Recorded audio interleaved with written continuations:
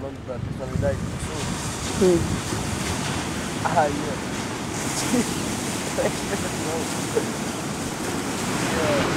Aqui é mood, quando fala tipo transtorno bipolar. A pessoa. Você não sabe nem o que você vai fazer. A parada inteira.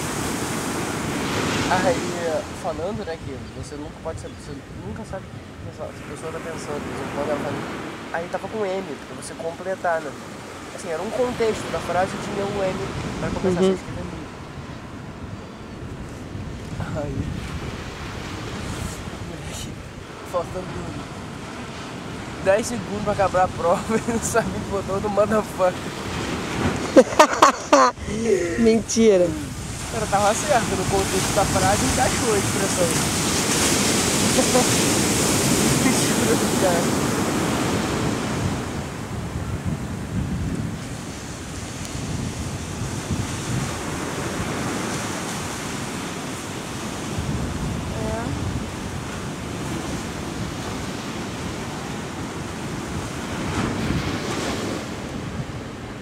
Que marasmo.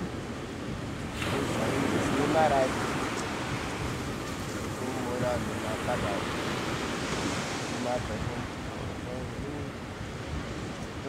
Bom, aproveita que é a última da filmagem. Sai da frente, filha da puta. Já ouviu ventania, Camila? Oi, é nóis.